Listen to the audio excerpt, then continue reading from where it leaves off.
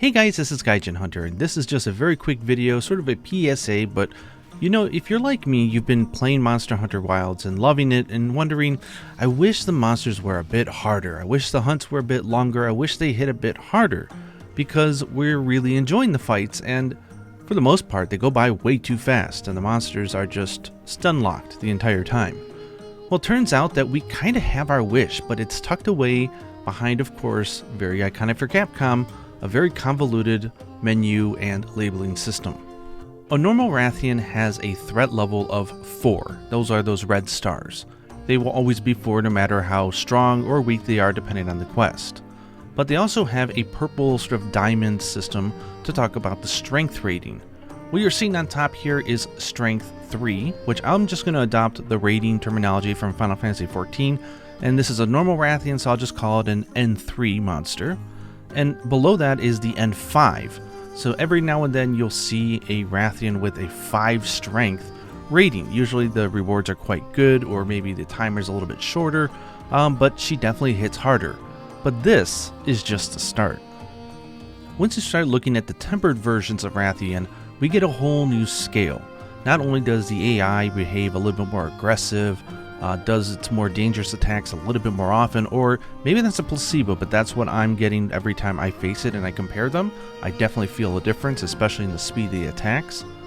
But we start getting a jump in the attack power of these monsters that is quite significant, to the fact that you're looking at just like the normal 5-star, which looks really powerful and is rare to get. A fire breath attack, at least I used the same armor against the same different Rathians to check out the damage. And for the set I had on, which was kind of weak, so you'll probably not get this much damage. It was just the entry level like leather set or something for high rank. The level 5 normal Rathian, or N5, did about 90 damage to my health bar, compared to just 56 from the story one, which is 3 stars. Well, that's exactly where the tempered 3rd tier starts, is basically at the 5-star of the normal. While this video won't be that long, I spent hours testing and taking screenshots and measuring pixels and trying to figure out just how much more powerful these monsters are, because the jump to a tempered 5-star is incredibly noticeable and the fights are really fun. Also, if you go online and do them, many people are carding, especially to something like Gormagala. Oh my gosh. Anyways, eating a Rathian Fireball, I just put on a basic high rank leather set, 160 defense.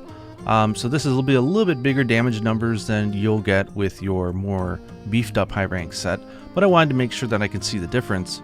Looking at just the normal 5-star threat pretty much is where the tempered starts at its 3-star rating.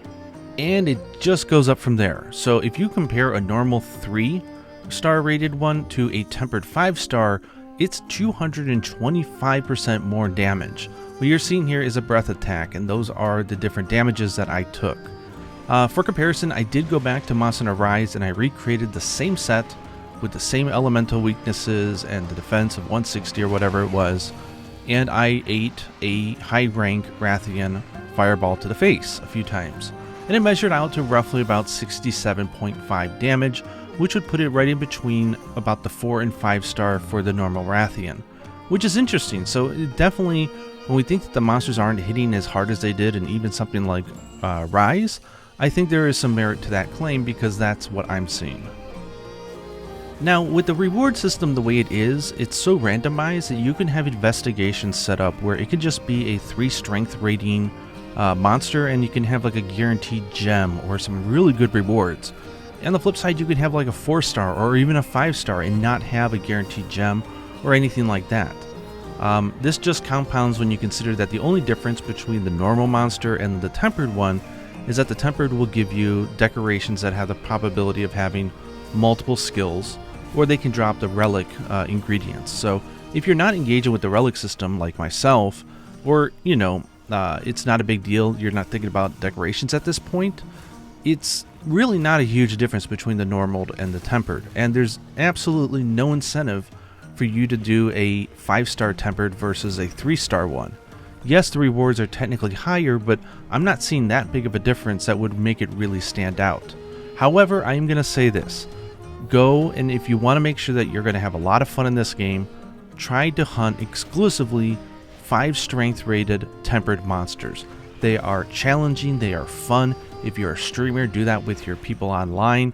It's really fun to watch. Unfortunately, I still think the game has a problem with paralysis being way too strong. I don't think the thresholds are increasing nearly as fast as they need to, so monsters are finding themselves getting stun locked between a paralysis weapon, getting stunned, and then also getting down because of the weak spots. So try not to take a paralysis weapon if you want to have a more grittier fight, but just go at it. I think the 5-star tempereds are so awesome. I wish that Capcom will add a filter so that we can just fight them without having to just constantly reset and save them as investigations, because it's not like, again, we're getting that much more rewards for doing them, but it is so much more rewarding as a hunter.